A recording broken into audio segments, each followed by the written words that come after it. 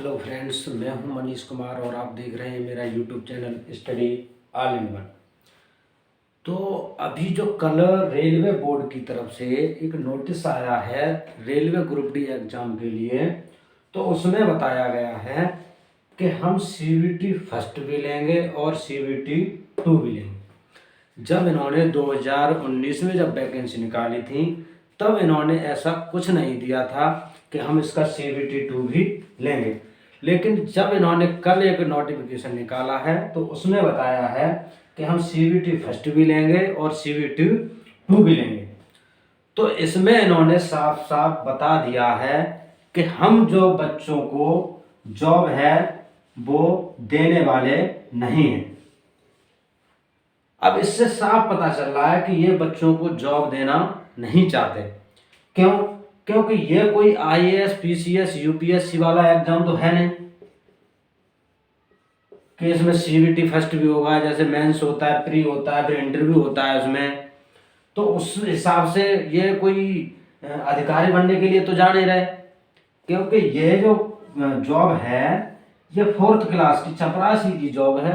उसमें भी तुम CVT first, CVT two, CVT three अभी लोगे, क्योंकि उसमें तुम्हें दौड़ भी करानी है, थोड़ा वेट उठा के।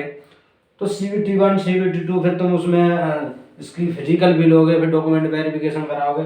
तो उसमें तो तुम ये चाहते हो कि ये बच्चे खिंचते रहें। तुम कहाँ चाहते हो कि इनको जॉब मिल जाए। अभी 2019 में तुमने वैकेंसी निकाली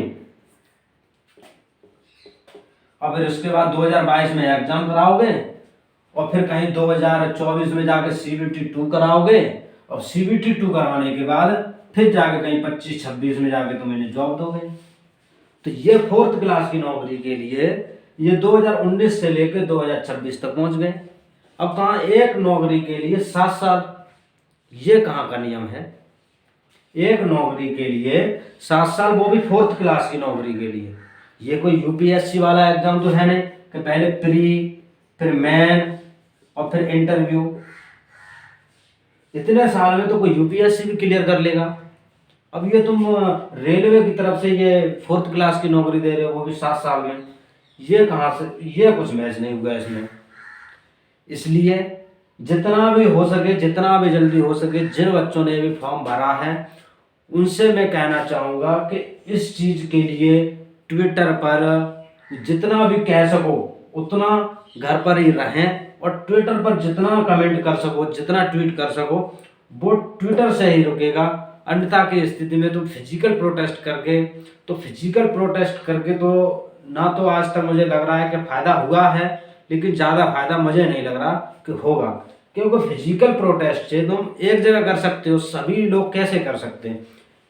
हमारा ट्विटर एक ऐसा साधन है, उस पर तुम ट्वीट, अगर 1 करोड़ बच्चे ने भी फॉर्म भरा है, 1 करोड़ बच्चे ने भी फॉर्म भरा है, अगर वो सब बच्चे एक साथ मिलकर ट्विटर पर अगर ट्वीट करते हैं तो शायद ही कुछ हो जाए, और होगा।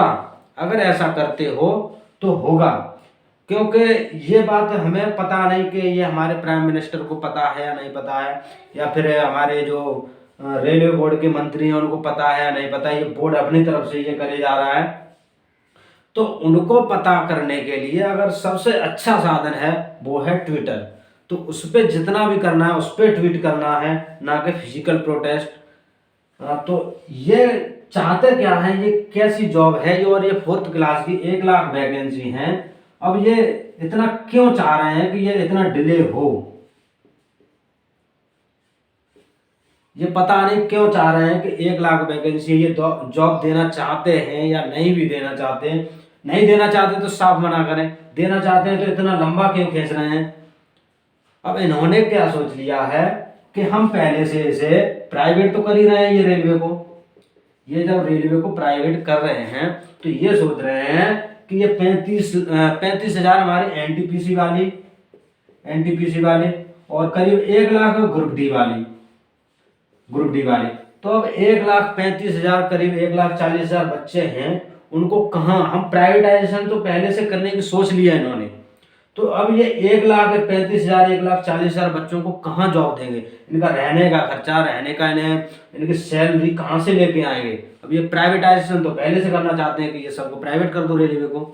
तो ये सोच रहे हैं कि इन बच्चों को कहाँ देंगे हम जॉब, इनकी सैलरी कहाँ से लाएंगे, इनको रहने का है वो सब सुविधा कहाँ से देंगे। तो इन्होंने सोच लिया कि सीबीटी फर्स्ट भी करा लो, उसमें अभी कुछ बच्चे तो बाहर ही चले गए, ये मान लो कि कुछ जॉब पे चले गए जो इन्होंने फॉर्म भरे थे, और कुछ बच्चे मन मार के बैठ ही गए।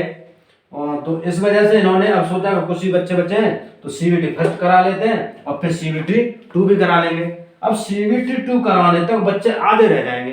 अब 1 करोड़ बच्चों ने फॉर्म भरा है, अब उसमें से भी आधे रह जाएंगे। आधे से ये मान लो 50 60 70%, अब 60% बच्चे रह गए। अब सीबीटी 2 अभी 2022 में कराओगे, कहाँ फिर 26 में जाके तुम जॉब दोगे, उससे पहले 2024 में सीबीटी 2 का। अब 2 साल के बाद ये 60% बच्चे हैं, वो भी करीब तुम्हारे 30-40% रह जाएंगे। अब बच्चे बचे कहाँ।